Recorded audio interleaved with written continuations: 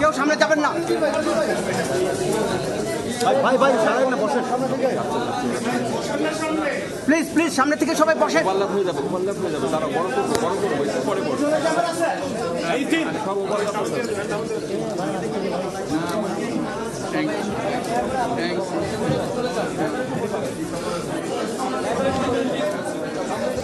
এই স্টিল বসেন,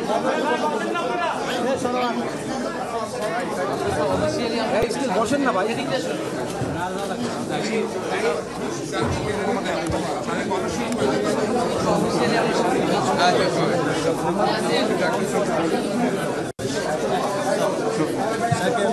ভাই বসেন বসেন,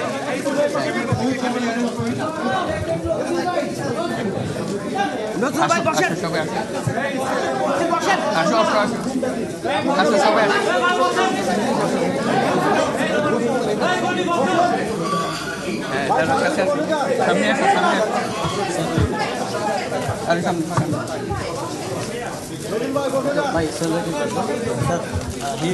He's still injured.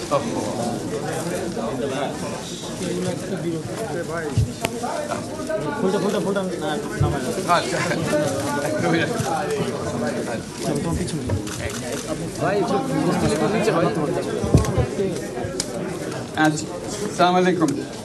আজকে আমাদের গৌরবের দিন,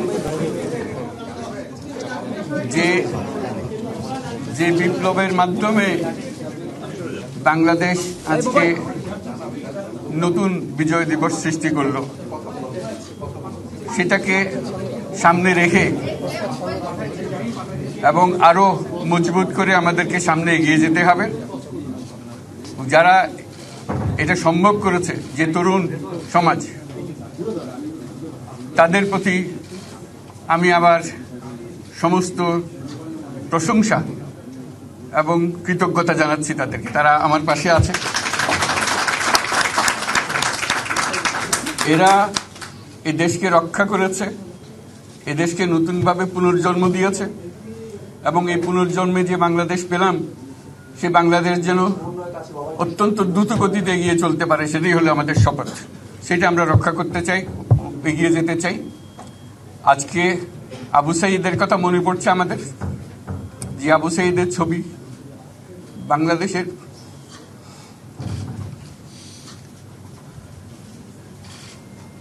প্রতিটি মানুষের মনে গেঁথে আছে, এটা কেউ ভুলতে পারবে না। কি অবিশ্বাস্য একটা সাহসী যুবক, বন্দুকের সামনে দাঁড়িয়ে আছে এবং তারপরে থেকে কোনো যুবক, কোনো যুবতী আর হার মানে নাই, সামনে গিয়ে আছে এবং বলছে যত গুলি মারো, মারতে পারো, আমরা আছি। তো যার কারণে এটা সারা বাংলাদেশ জুড়ে এই আন্দোলন ছড়িয়ে গেছে এবং যার কারণে বাংলাদেশ এই দ্বিতীয়বার স্বাধীনতা অর্জন করলো। এই স্বাধীনতাটা আমাদেরকে রক্ষা করতেই হবে। শুধু রক্ষা করা নয়, এই স্বাধীনতার সুফল প্রতিটি মানুষের ঘরে পৌঁছাতে হবে, তা না হলে এই স্বাধীনতার কোনো দাম নেই। এই স্বাধীনতাটাকে পৌঁছানো হলে আমাদের শপথ, আমাদের যে প্রতিজ্ঞা, যে আমাদেরকে এটা করতে হবে, ঘরে ঘরে পৌঁছাতে হবে। মানুষ যেন জানে যে বাংলাদেশ স্বাধীন হওয়ার অর্থ হলো তার নিজের পরিবর্তন, ব্যক্তির পরিবর্তন, সুযোগের পরিবর্তন, তার ছেলে মেয়ের ভবিষ্যতের পরিবর্তন। এটা যেন প্রত্যেকে বুঝে নেয় এবং আজকের তরুণ সমাজকে বোঝানো যে এই দেশ এটা তোমাদের হাতে, তোমরা এটাকে তোমাদের মনের মতো করে গড়ে তুলবে। তোমরা যেভাবে স্বাধীন করতে পেরেছ, তোমরা এটাকে তোমাদের মনের মতো করে গড়তেও পারবে এবং তোমাদের দেখে সারা দুনিয়া শিখবে কিভাবে একটা দেশ, একটা তরুণ সমাজ গ্রহণ করতে পারে এবং তাকে পাল্টে ফেলতে পারে। তাদেরকে আমি বারে বারে এমনি উপদেশ দিই যে পুরনোদের বাদ দাও, তাদের এই পুরনো চিন্তা দিয়ে এটার মুক্তি আমাদের হবে না করি, সারা দুনিয়ার মধ্যে এটা হবে না। এটা শুধু বাংলাদেশের কথা না, সারা দুনিয়াকে জুড়ে কথা বলছি। তোমাদের মধ্যে যে শক্তি আছে, যে ক্রিয়েটিভিটি আছে, সৃজনশীলতা আছে, সেই সৃজনশীলতাকেও কাজে লাগাতে হবে। এটা শুধু বই খাতাতে লেখার জিনিস না, এটাকে প্রকাশ করার জিনিস, স্থাপন করার জিনিস, সেটা করা। এটা আমরা এই আজকে আমাদের পুরো কাজটা হলো, দায়িত্বটা হলো তারা যেটা অর্জন করে নিয়ে এসছে এখন তাদেরকে দিয়ে এটাকে করিয়ে দেওয়া, আমাদের সমস্ত কাঠামোগুলো পরিষ্কার করে দেওয়া। সরকার বলে একটা জিনিস আছে, কিন্তু মানুষের কোনো আস্থা নেই। মানুষ মনে করে সরকার একটা দমন পীড়নের একটা যন্ত্র, যেখানে পায় যেখানে সুযোগ পায় তার একটা কষ্ট দেওয়া, তার থেকে নিংড়ে দেওয়া, যে সকল স্তরে। এটা হলো তার থেকে কেমনভাবে সামাল দিতে হবে তাকে, একটা ভয়ের একটা জিনিস, তাকে সামাল দিয়ে চলা। এটা হলো সরকার। এটা সরকার হতে পারে না। সরকারকে দেখে মানুষের বুক ফুলে উঠবে যে আমাকে সাহায্য করবে, আমাকে রক্ষা করবে, আমার সরকার আমার জন্য দাঁড়াবে। সরকার তার জন্য দাঁড়ায় না কোনো সময়। যে সরকার হবে সেই সরকার মানুষকে রক্ষা করবে, মানুষের আস্থাভাজন হবে। কেউ জোর করে তাকে বলার ভালো হচ্ছে এটা না। সে নিজে নিজে বিশ্বাস করবে, সরকারি লোক দেখলে বলবে আমার লোক, আমাকে রক্ষা করার লোক। সেই আস্থাটা আমাদেরকে ফিরিয়ে আনতে হবে মানুষের মনে। তাহলে মানুষও যোগ দেবে এটাতে। মানুষ এখন পিছিয়ে থাকে যে কিসের মধ্যে আমাদেরকে ঢুকিয়ে দিচ্ছে। আমরা যেন জানতে পারি যে এইটা আমরা সবাই মিলে আমরা অগ্রসর হতে পারি। একটা বড়, সারা বাংলাদেশ একটা বড় পরিবার। এই পরিবার আমরা একসঙ্গে চলতে চাই এবং আমাদের মধ্যে দ্বিধা দ্বন্দ্ব যা কিছু থেকে সরিয়ে ফেলতে চাই। যারা বিপথে গেছে তাদেরকে পথে আনতে চাই, যাতে করে একসঙ্গে আমরা কাজ করতে পারি।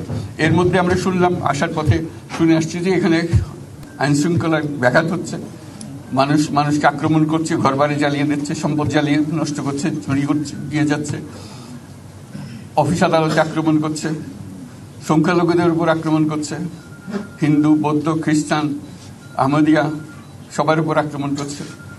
এগুলো হলো ষড়যন্ত্রের অংশ। এগুলো আমাদের বিষয় না। আমাদের কাজ হলো এটাকে রক্ষা করা, সবাইকে রক্ষা করা। এটাকে প্রতিটি মানুষ আমাদের ভাই, আমাদের বোন, তাদেরকে রক্ষা করা এবং আমাদের একটা শৃঙ্খলা ফিরিয়ে আসা। বিশৃঙ্খলা, সহিংসতা এগুলো হলো অগ্রগতির বড় শত্রু। আমাদের যে যাত্রা শুরু হলো সেই যাত্রার শত্রু।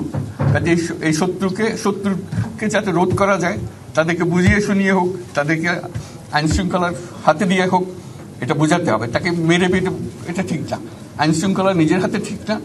তাকে আমাদের আইনশৃঙ্খলা বাহিনী এমন হতে হবে, তাদের হাতে সোপর্দ করলে আমরা নিশ্চিন্ত থাকবে তার একটা বিহিত হবে। এমনগুলো আমরা হাতে দিয়ে দিলাম, 2 টাকা দিয়ে আবার ছেড়ে দিল, এটা যেন আবার না হয়। আমাদের সেই আস্থাটা আমাদেরকে আনতে হবে। কাজে আইনশৃঙ্খলা যখন আমাদের প্রথম কাজ, এই আইনশৃঙ্খলা ঠিক না হওয়া পর্যন্ত এটা আমরা অগ্রসর করার জন্য পদক্ষেপ নিতে পারবো না। আপনারা আমার উপরে আস্থা রেখে আমাকে জানিয়েছেন, ছাত্ররা আমাকে আহ্বান দিয়েছে, সেটাতে আমি সাড়া দিয়েছি। দেশবাসীর কাছে আমার আবেদন, আপনারা যদি আমার উপরে বিশ্বাস রাখেন, আমার উপরে ভরসা রাখেন, তাহলে নিশ্চিত করেন যে দেশে কোনো জায়গায় কারো উপরে হামলা হবে না। এটা আমাদের প্রথম দায়িত্ব। এটা যদি আমি করতে না পারি, এটা আমার কথা যদি না শোনেন আপনারা, তাহলে আমার প্রয়োজন এখানে নাই। আমাকে বিদায় দেন, আমি আমার কাজে থাকি, সেখানে আমি ব্যস্ত থাকি। যদি আমাকে প্রয়োজন মনে করেন, তাহলে আমাকে প্রয়োজন মনে করলে আপনাদেরকে দেখাতে হবে যে আমার কথা আপনারা শোনেন। আমার কথা না শুনলে আমার কোনো প্রয়োজন নাই। আমার প্রথম কথা হলো, আপনারা বিশৃঙ্খলা থেকে দেশকে রক্ষা করেন, আপনারা সহিংসতা থেকে দেশকে রক্ষা করেন, যাতে আমরা যা আমাদের ছাত্ররা আমাদেরকে পথ দেখায়, সেই পথে আমরা এগিয়ে যেতে পারি। এটা একটা খুব সুন্দর দেশ হতে পারে। বাংলাদেশ একটা খুব সুন্দর দেশের সম্ভাবনাময় দেশ। কাজে এই সম্ভাবনাগুলোকে আমরা নষ্ট করে দিয়েছি। এখন আবার সেই বীজতলা আবার তৈরি করতে হবে, আবার আমাদেরকে জেগে উঠতে হবে। তারাই এই বীজতলা তৈরি করবে, তাদের হাত দিয়েই হবে এবং তাদের দিকে আমরা তাকাবো এবং আমরা তাদের নির্দেশ মতে আমরা অগ্রসর হব। এখানে সরকারি কর্মকর্তা কর্মচারী যারা আছেন, সেনাবাহিনী, বিমান বাহিনী, নৌবাহিনী প্রধানরা যারা আছেন, তাদের প্রতি অনুরোধ, আমরা একটা পরিবার, এইটার মধ্যে যেন আমাদের গোলযোগ না হয়।